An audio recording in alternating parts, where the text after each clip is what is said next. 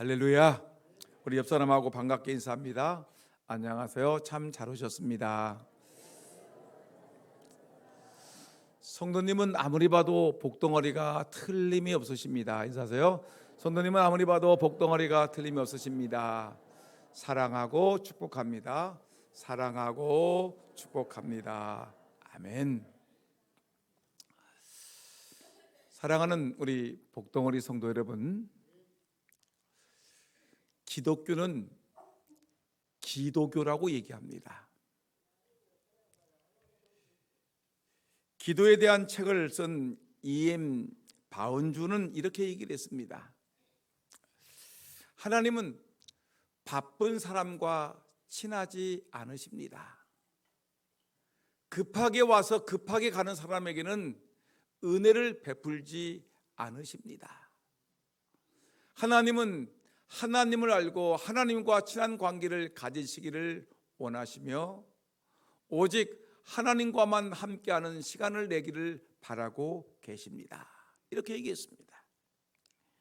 기도하는 이들은 하나님과 오랜 시간을 가지셔야 됩니다. 하나님은 하나님과 깊이 사귀려고 하는 사람들과 깊이 사귐을 가지십니다. 하나님을 만나려고 사모하는 사람에게 하나님은 만나주시고 그들에게 깊은 하나님의 은혜를 베풀어 주시는 것입니다. 기도할 때 그냥 머리 숙여 하나님 안녕하세요 저 왔어요 하고 그냥 머리 숙여 일어서는 사람에게 은혜를 베풀어 주는 것이 아니라 깊은 만남, 오랜 시간의 만남을 갖는 사람에게 하나님은 더 큰 은혜와 능력을 주신다고 말씀하고 있는 것입니다. 여러분, 오늘 본문 우리가 6장을 읽어보았습니다. 6장을 읽었는데 다니엘은 포로로 끌려가서 기도하는 것을 잊지 아니한 기도의 사람입니다. 근데 오늘 본문 6장을 내용을 읽어보면 어떤 얘기냐면 기도의 사람 다니엘은 기도를 하지 못하는 그런 험악한 분위기에 막히게 되었습니다. 만일에 기도하게 되면 기도한 사람을 색출해서 30일 동안 기도하지 말라고 했는데 그 안에 기도하는 사람은 사자굴속에 집어 넣어버리겠다, 죽여버리겠다라는 이런 금령이 떨어지게 되었습니다. 그렇지만 다니엘은 하나님과의 영적인 깊은 관계를 맺고 있는 하나님의 사람, 기도의 사람이었기 때문에 그런 금령이 떨어짐에도 불구하고 하루에 3번씩 예루살렘을 향한 창문을 열어놓고 무릎을 꿇고 기도하였다라고 성경은 증언하고 있습니다.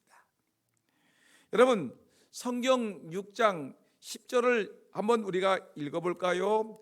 그 내용을 보니까 다니엘이 이 조서에 왕의 도장이 찍힌 것을 알고도 자기 집에 돌아가서는 윗방에 올라가 예루살렘으로 향한 창문을 열고 전에 하던 대로 하루 3번씩 무릎을 꿇고 기도하며 그의 하나님께 감사하였더라 라고 얘기하고 있습니다.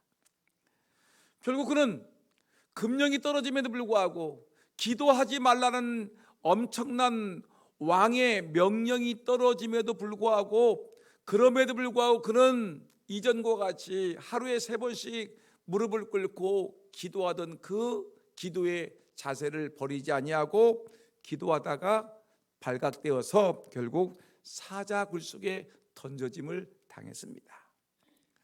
여러분, 그렇지만 놀라운 일이 벌어졌습니다. 사자굴속에 던져짐을 당했지만 그 굴속에 있는 사자들의 입을 하나님이 막아주셨습니다. 천사를 동원해서 그 사자의 입을 봉하셨습니다. 그리고 사자의 틈에서 다니엘은 죽지 아니하는 놀라운 열매를 거두었습니다. 페르시아의 다리오 왕은 다니엘이 하나님의 사람임을 이 사건을 통해서 확신이 알게 되었습니다. 다니엘을 사자굴 속에서 건져내었습니다. 그리고 그를 더 귀하게 등용하였습니다. 그리고 다니엘의 하나님을 높이고 찬양하는 놀라운 열매를 거두게 되었습니다. 다니엘의 기도가 이렇게 놀랍게 응답되었고 그의 기도는 놀랍게도 아주 대단한 기도가 되었던 것이었습니다. 여러분, 우리도 기도하지 않습니까? 우리도 다니엘과 같이 능력 있는 기도, 응답받는 기도가 되기를 예수님의 이름으로 축원합니다. 그러면 다니엘과 같은 이런 능력 있는 기도, 그리고 응답받는 기도, 힘 있는 기도를 드리려고 하면 여러분 어떻게 해야 되겠습니까? 여러분, 이런 기도의 능력을 얻기 위해서는 먼저 오늘 본문의 시대적인 배경을 좀 알으면 참 좋겠습니다. 오늘 본문의 이 배경을 보게 되면 바벨론 왕조가 무너지게 되었지요.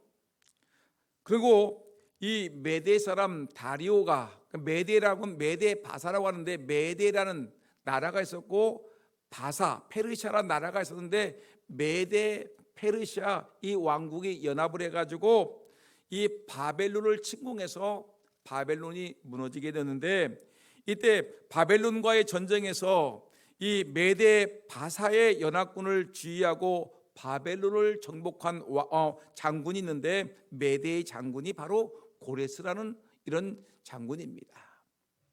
고레스 잘 알죠? 근데 이 고레스는 제국의 왕이 될 수 있는 충분한 힘이 있었는데, 현명하게도 먼저 그 자리를 누구에게 양보하냐면 다리오라는 사람에게 양보를 합니다. 그 후에 왕이 되었습니다. 그래서 궁금해서 제가 책을 찾아봤는데, 이 고레스라는 사람과 다리오라는 사람은 어떤 사람은 장인과 사이와의 관계입니다.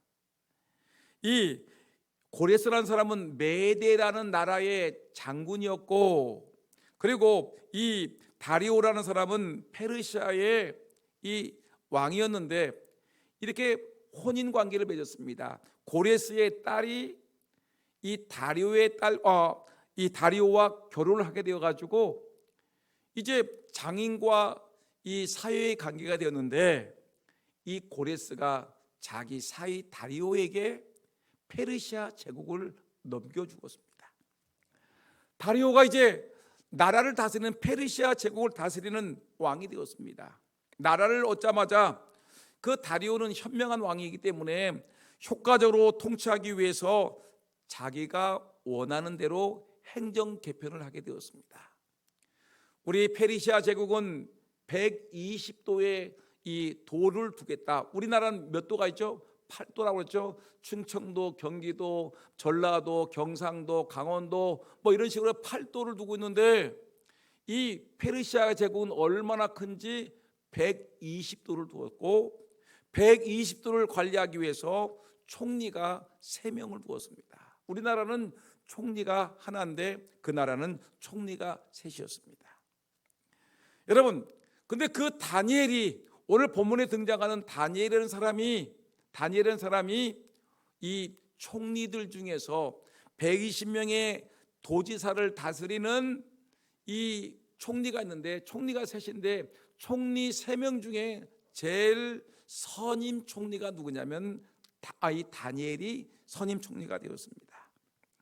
다리오 왕은 도덕적으로 정신적 기강을 바로잡고 나라를 올바로 통치할 수 있는 정치적인 인물이 매우 필요했습니다. 다니엘이야말로 왕이 찾던 적임자였고, 다니엘은 청렴결백하고 고결한 도덕성을 지닌 자였고, 또한 탁월한 행정 능력을 갖고 있는 사람이었기 때문에 이 다리오 임금은 비록 바벨론 왕국에서 높은 관직을 맡고 있는 다리오였었지만 이 다니엘을 버리지 아니하고 자기 나라의 국무총리로 삼는 놀라운 열매를 거두었습니다. 다니엘은 시대가 바뀌었지만 누가 봐도 인정받을 만한 아주 충분한 일꾼이었습니다. 여러분, 사실 다니엘은 다리오가 정복할 때 바벨론 제국의 관료였었기 때문에 제2로 숙청 대상이었습니다. 여러분, 이 제국에 관계된 책을 읽어보게 되면 고레스는 바벨론을 정복할 때 바벨론 제국에서 활동했던 이 왕과 왕족과 신하들을 몇 명을 잡아 죽였냐면 3,000명을 잡아서 죽였습니다. 이놈들은 이 바벨론 제국에서 나라를 엉망으로 다스렸던 놈들이기 때문에 이놈들은 죽여야 된다. 3,000명을 숙청했습니다.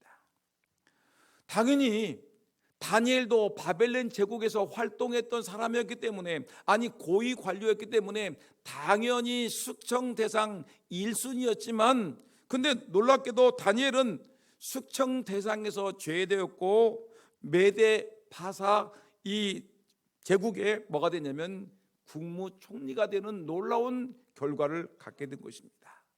여러분, 왜 그랬을까요? 성경 3절에 나옵니다. 한번 3절 말씀 한번 읽어볼까요? 다 같이 시작. 다니엘은 마음이 민첩하여 총리들과 고관들 위에 뛰어남으로 왕이 그를 세워 전국을 다스리게 하고자 한지라라고 얘기했습니다. 다니엘은 나이가 많이 들었습니다. 거의 80이 되었습니다. 그러나 마음은 늙지 않았습니다. 그는 하나님께서 주신 지혜와 총명으로 인해 마음이 민첩하여서 다른 두 총리와 젊은 방백들이 따라 없을 만큼 아주 뛰어난 감각을 가지고 나라를 잘 다스렸습니다. 다니엘에게는 항상 하나님의 거룩한 영이 충만하였습니다. 믿습니까? 여러분, 하나님의 백성들 안에 하나님의 성령이 충만하기를 예수의 이름으로 축원합니다. 찬양대 위에, 교사들 위에, 오늘 이 자리에 계신 성도들 여러분 모두에 하나님의 성령이 충만해서 여러분들의 영이 민첩하고 맑고 깨끗한 거룩한 영이 충만하기를 예수의 이름으로 축원합니다. 여러분, 다리오 왕은 이런 그를 깊이 신음하고 사랑을 했습니다. 그래서 다니엘을 이 임금 바로 아래에 있는 제2인자 수석 총리로 세워서 전국을 다스리고자 한 것이었습니다. 그런데 다니엘이 새로운 페르시아 왕국의 수석 총리가 된 것이 화근이 되었습니다. 사람들이, 정적들이 수근수근하기 시작을 했습니다. 아니, 다니엘 저놈은 바벨론 나라의 총리에 있었지 않느냐, 숙청 대상 1호가 아니냐. 그리고 다니엘의 본 고향을 보니까 예전에 이스라엘 사람이었는데 바벨론 나라에 나라가 망할 때 질질 끌려왔던 포로놈이 아니냐. 포로 주제에 좀 똑똑하다고 바벨론 제국의 아주 총리가 되더니, 아니 거기서 잘 살다가 이제 우리 페르시아 제국에도 총리가 돼? 이건 안 되는 거야. 안 돼. 저놈은 당장 끌어내야 돼. 여러분, 사람들이 흥분하기 시작을 했습니다. 포로로 잡혀온 주제에 이 거대 제국의 총리가 된다. 총리도 수석 총리가 된다. 이 나라의 제2인자가 된다는 것은 말이 안 돼. 포로가 수석 총리가 되었다면 우리 본토인들은 뭐야? 페르시아 제국을 이루기 위해서 수고했던 우리들은 뭐냐고 하면서 사람들은 이 어떻게 하든지 다니엘을 끌어내리려고 혈안이 되어 있었습니다. 그래서 사람들은 어떻게 하든지 다니엘을 끌어내리려고 머리를 조아리기 시작했습니다. 야, 모여보자. 우리 커피 한잔 하자. 야, 우리 식사 모임을 한번 하자 하면서 이들이 모여가지고 어떻게 하든지 다니엘을 죽일까 고심을 하는 중에, 그래, 야, 우리가 털면 먼지 나지 않는 사람이 어디 있겠느냐.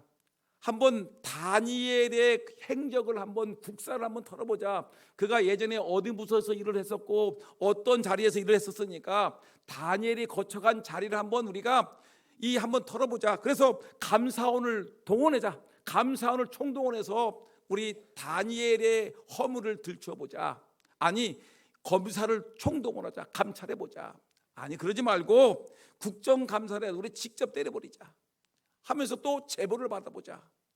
플랜카드를 크게 열어놓고 다니엘의 행적에 불만 있는 사람들은 제보를 해 주십시오. 상금을 얼마씩 드리겠습니다. 다니엘을 끌어들이기 위해서 여러분 국정감사도 하고 감찰을 하기도 하고 검사를 동원하기도 하고 국정감사를 하고 제보를 받아봤지만 이상하게도 다니엘은 아무리 털어도 먼지가 나지 않는 것이었습니다.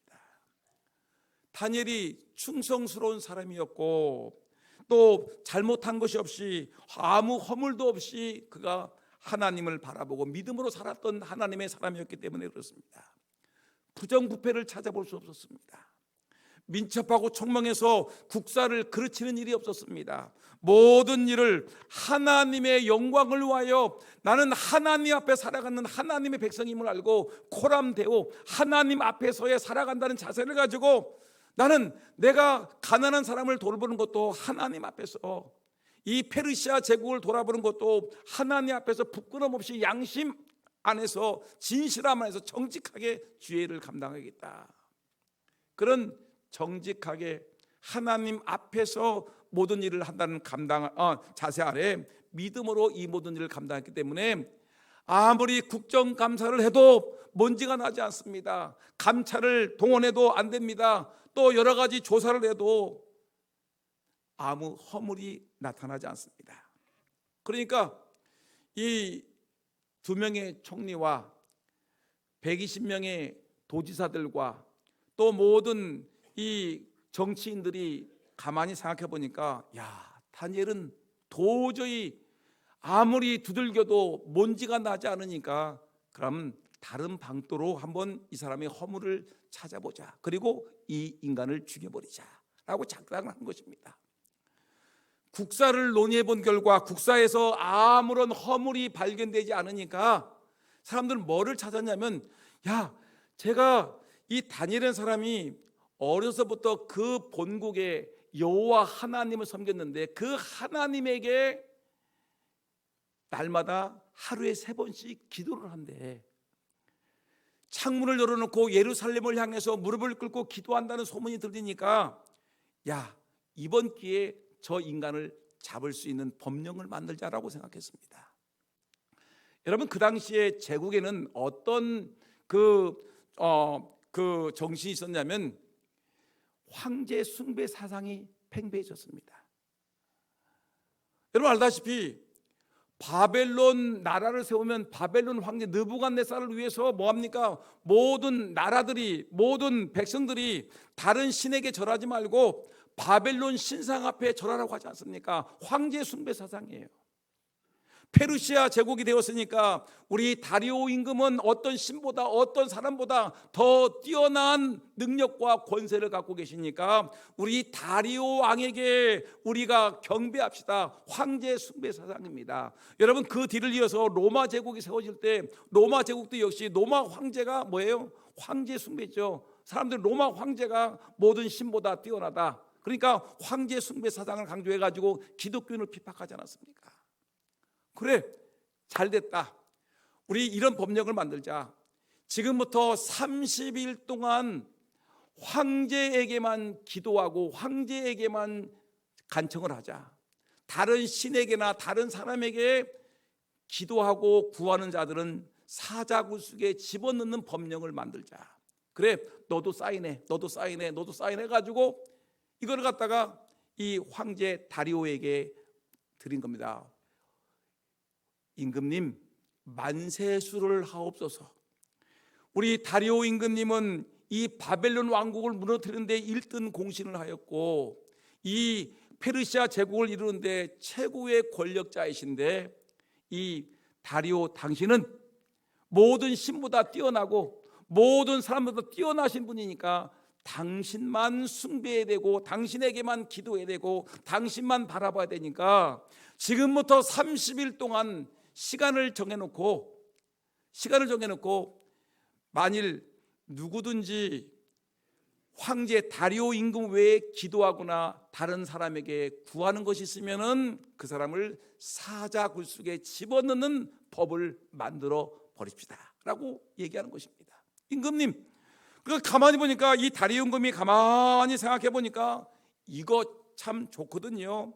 다리오는 나라를 얻은 지 얼마 안 되기 때문에 국론을 통일시키고 왕의 권위를 높이기 위해서는 황제 숭배 사상이 필요했습니다.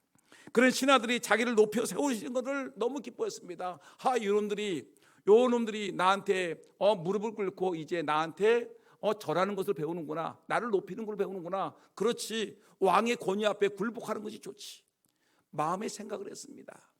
이것이 다니엘을 제거하기는 다니엘 제거법이라는 것을 꿈을 꾸지 못하고 아첨하는 사람들이 와가지고 임금님 만세수를 하옵소서, 당신만 높이고 당신께만 영광 돌리고 당신께만 기도하는 법령을 만드시다, 임금님 사인 좀 해주세요, 도장을 찍어주세요 했더니 임금이 단박에 도장을 꽝 찍어줍니다.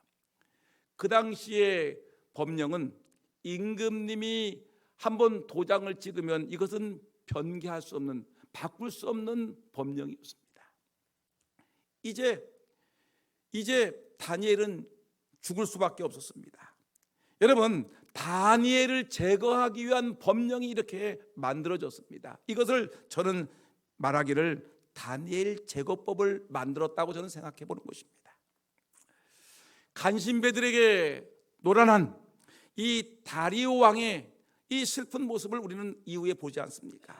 10절 한번 읽어볼까요? 10절 다시 한번 시작. 다니엘이 이 조서에 왕의 도장이 찍힌 것을 알고도 자기 집에 돌아가서는 윗방에 올라가 예루살렘으로 향한 창문을 열고 전에 하던 대로 하루 3번씩 무릎을 꿇고 기도하며 그의 하나님께 감사하였더라. 아멘. 여러분, 우리가 여기서 기억할 것이 있습니다. 오늘 이 본문에는 나오지 않았지만 우리가 이번 주 수요일 날 이 설교를 이어서 강의를 할 텐데, 다니엘이 기도했으면 그 기도가 응답되지 않겠습니까? 다니엘이 이렇게 기도가 응답받았는데 응답받는 기도의 비결이 무엇일까? 그리고 사자의 입이 꽁꽁 봉해졌던 능력 있는 기도의 방법은 도대체 무엇인가? 여러분, 오늘도 우리가 이 시간 주님 앞에 모였는데 우리 예수 믿는 하나님의 백성들, 기독교는 기독이라고 제가 얘기를 했는데, 우리가 기도하는 사람들인데 우리가 기도하게 되면 우리도 능력받아야 되지 않겠습니까? 우리의 기도가 응답받아야 되지 않겠습니까? 기도 능력받아서 병든 사람, 병든 자를 치유하는 기도 능력의 기도를 하고, 우리 자녀들의 앞길을 활짝 여는 그런 은혜로운 기도도 하고, 삶의 문제가 많지 않습니까? 이 문제를 해결할 수 있는 능력 있는 기도, 응답받는 기도를 우리가 해야 되지 않겠습니까? 언제까지 나약하고 무능하고 힘없는 삶을 살겠습니까? 우리가 전능하신 하나님이 우리 아버지시고 그 하나님이 우리에게 힘을 주시는데, 그 하나님의 힘을 얻어서 여러분 이 땅에 능력 있고 권세 있고 은혜롭게 살기 위해서는 능력 있는 기도, 응답받는 기도가 우리 모두에게 있기를 예수의 이름으로 축원합니다. 이런 능력 있는 기도, 응답받는 기도를 받기 위해서는 여러분 어떻게 해야 되는지 그 비결을 보는데, 오늘 일부 예배를 설교하다 보니까 한 가지밖에 얘기할 수밖에 없습니다. 뭐냐면, 능력 있는 기도, 응답받는 기도의 비결은 뭐냐면, 따라합시다. 신앙의 지주를 지켜야 됩니다. 다시 하겠습니다. 기도의 능력은 신앙의 지주를 지킬 때 얻어지는 것입니다. 크게 합시다. 신앙의 지주. 이 신앙의 지주라는 것을 우리는 기도의 이 모험성이라고 제가 얘기하는데, 다니엘은 기도를 금한다는 조서에 왕의 도장이 찍힘을 알고도 변개할 수 없는 그런 법이 제정되어 있음을 알고도 그는 뭐 했습니까? 기도했습니다. 10절 말씀 읽어볼까요? 시작. 다니엘이 이 조서에 왕의 도장에 찍힌 것을 알고도 기도하였다 라고 얘기했습니다. 여러분, 이 다니엘은 이 금령이 떨어졌는데 다니엘은 어떻게 해야 되겠습니까? 여러 가지 생각을 할 수 있습니다. 다니엘이 이런 어려운 법이 제정되었는데, 자기를 제거하기 위한 다니엘 제거법이 세워졌는데 이 다니엘이 살아날 수 있는 길이 뭘까? 한번 생각을 해봤습니다. 몇 가지 생각해봤더니, 첫째가 그는 왕에게 가서 이 법은 원수들이 자신을 시기하여 만든 법이니까 이건 무효가 돼야 되지 않겠습니까? 다니엘 제거법입니다 하면서 임금에게 항의를 하라는 것입니다. 법이 제정되기 전에 항의할 수 있었는데 다니엘은 가만히 있었습니다. 두 번째, 자신이 동의한 것이 아니므로 무효라고 주장할 수 있습니다. 120명의 방백들이 다니엘을 제거하기 위한 이런 법을 만들었는데 나는 동의하지 않았습니다라고 얘기할 수 있었던데 다니엘은 아무 말도 하지 않았습니다. 세 번째, 그 법은 단지 30일 동안만 효력만 있었기 때문에 그 기간 동안에 그가 기도하되 문을 닫고 은밀한 골방에 들어가서 기도하게 되면 그냥 넘어가지 않을까 생각할 수 있었습니다. 그러나 그는 그러하지 아니하고 법령이 떨어졌음에도 불구하고 이전과 같이 전에 하던 대로 하루에 3번씩 창문을 활짝 열어놓고 기도하는 그 모습을 보였습니다. 네 번째, 여러분, 왕에게 임금님, 제가 급한 일로 저기 외국에 출장을 다녀와야 되겠습니다. 30일 동안 출장 좀 갔다 오게 하십시오. 할 수가 있습니다. 왜냐하면 지금 같으면 비행기를 타고서 어디 외국 나갈 때 뭐 3일이면 일주일이면 갔다 올 수 있는 길이지만 예전에는 외국을 한번 나가려면 며칠 걸릴까요? 한 달, 2달, 몇 개월씩 걸릴 수 있었기 때문에 가까운 이웃의 바쁜 출장을 핑계로 해서 30일 동안 외국에 나갔다 오게 되면, 출장 나갔다 오게 되면 이거 간단하게 문제가 해결될 수 있었던 문제였습니다. 그런데 다니엘은 구차하게 그런 변명을 늘어놓지 않았습니다. 자기는 하나님의 사람이라는 것을 강조하고 싶었습니다. 신앙의 지조를 지키고 싶은 마음이 그는 뜨거웠습니다. 여러분, 이거 만일에 법령이 통과되었기 때문에 발각이 되게 되면 자기에게 엄청난 치명적인 상처가 된다는 것을 알고 있음에도 불구하고 다니엘은 그 일을, 기도하는 일을 잊지 않았습니다. 신앙의 지조를 지키고 싶었습니다.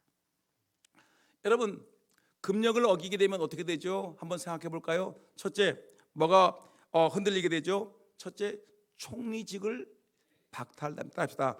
총리직이 박탈됩니다. 여러분, 총리직이 우리 여전도의 회장과 비슷할까요? 권리가? 이 페르시아 제국의 황제 다음에 있는 총리 중에 제일 높은 수석 총리직이기 때문에 이 총리직은 여러분 간단하게 생각할 총리직이 아니라 어마어마한 권세였습니다. 이런 권세는 쉽게 얻어지는 것이 아니었습니다. 권모술수가 행행하던 정치 세계에서는 이런 권세를 얻기는 하늘의 별 따기와 같은 이런 권세였습니다. 사람에게는 권세욕과 명예욕이 있습니다. 권세란 사람을 매혹시킵니다. 그래서 한번 권세를 잡은 자는 이를 놓치지 않고 어떤 수단을 쓰더라도 계속 잡으려고 몸부림치는 것입니다. 여러분, 우리나라의 정치 권력을 봐도 여러분 그걸 한번 잡으려고 막 몸부림치고 있지 않습니까? 법을 바꿔서라도 내가 끝까지 내가 이 권세를 잡으려고 하겠다. 다니엘은 여러 왕에 걸쳐 수십 년 동안 실권자로 지냈으며 현재도 총리입니다. 그도 사람이기 때문에 할 수만 있으면 그 자리를 놓치고 싶지 않았을 것입니다. 그가 총리였기 때문에 함께 끌려왔던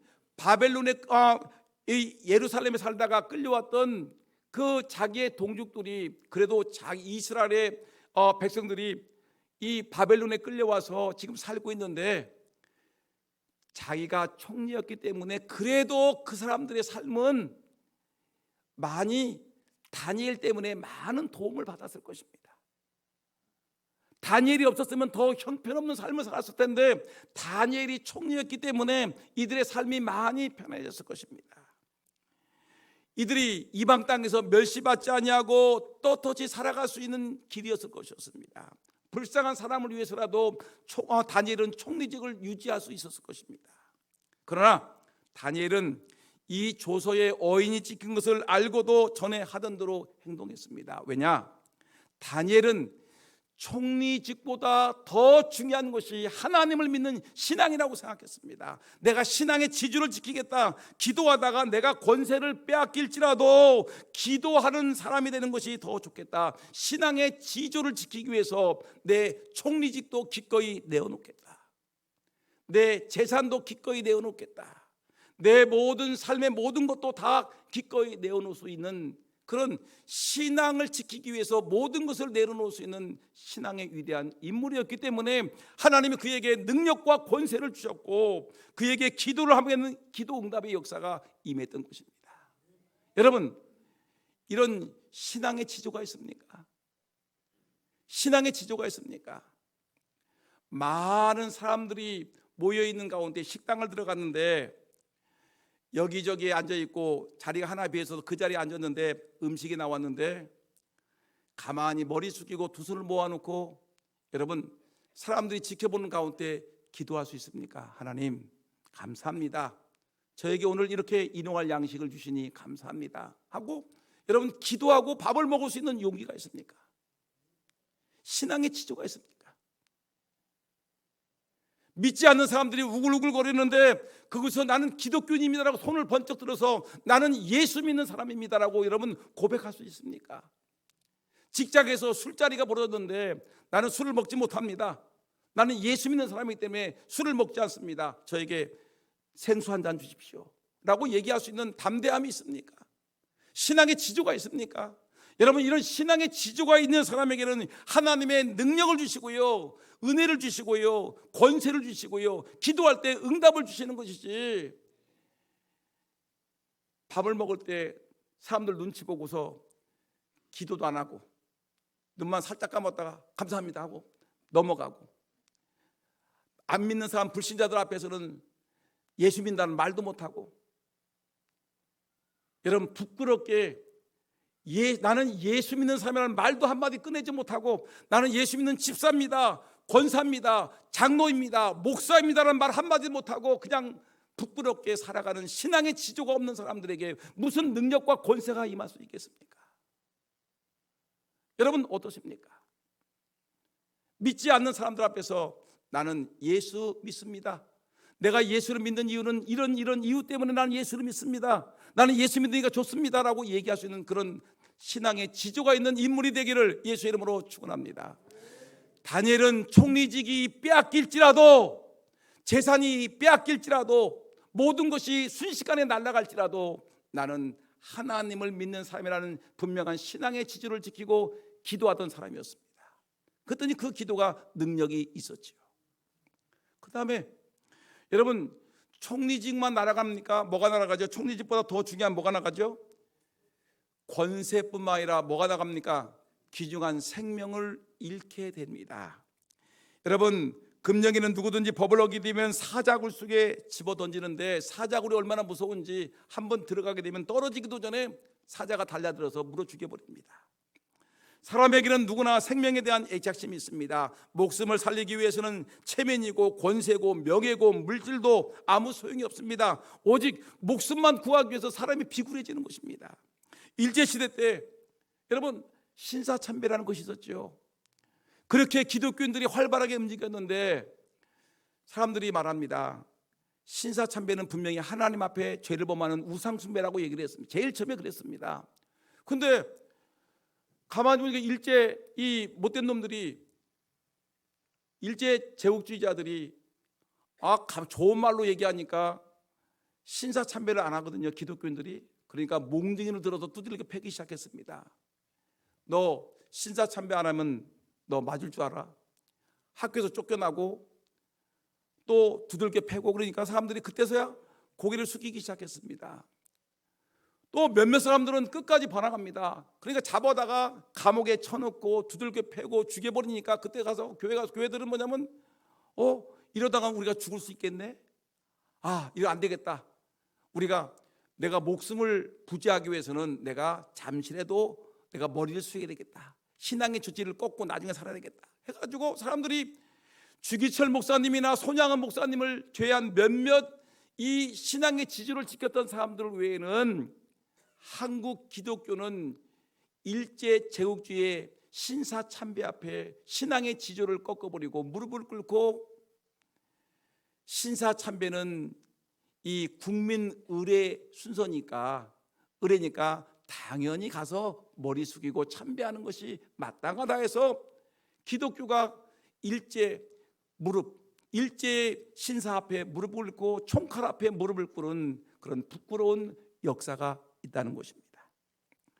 여러분, 기억하셔야 됩니다.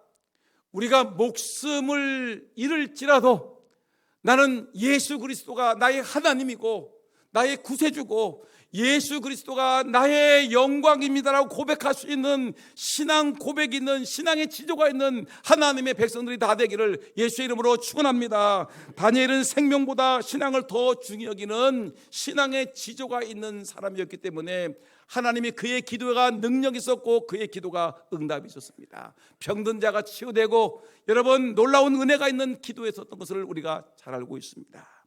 여러분, 사도 바울이 능력 있는 기도가 있었던 이유가 어떻습니까? 병든 자가 살아나고, 여러분, 그의 기도가 권세가 있었던 이유가 어디냐면, 밀레도에서 이 에베소에서 나올 때 이 밀레도 고벨소가 있죠. 사도행전 20장 23절 24절 말씀 한번 읽어볼까요? 사도 바울의 능력 있는 기도가 있었던가? 다 시작.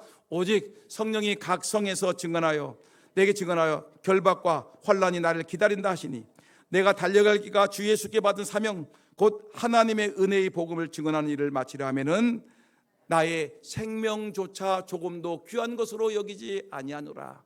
내가 예수 그리스도의 십자가의 복음을 전하는 일에는 내가 두들겨 맞고 어렵고 힘든 일을 당할지라도 나는 내 생명조차 귀한 것으로 여기지 아니하노라라는, 여러분, 신앙의 지조를 지키고 있기 때문에 그의 기도가, 사도 바울의 기도가, 여러분, 병든 자를 일으키지 않습니까? 독사에 물지라도 여러분 끄떡하지 않습니까? 수많은 교회를 세우지 않습니까? 두들겨 맞을지라도 그는 강하게 서서 하나님의 복음을 전하는 전도의 일꾼이 되지 않았습니까? 여러분, 엄청난 권세를 빼앗길지라도, 귀중한 생명을 잃을지라도, 여러분, 신앙의 지조가 꺾이지 않는 그런 은혜가 우리 모두에게 있기를 예수의 이름으로 축원합니다. 여러분, 성경 보니까 신앙의 지조를 지켰던 인물들이 많은데, 히브리서 11장 믿음장이라고 하는데 11장에 36절 37절 보니까 우리가 기가 막힌 일들이 많이 있는데, 우리 신앙의 선배들이 신앙의 지조를 지켰던 것을 한번 봅시다. 36절 다 같이 시작. 또 어떤 이들은 조롱과 채찍질뿐 아니라 결박과 옥에 갇히는 시련도 받았으며, 보세요, 곧 놓으세요.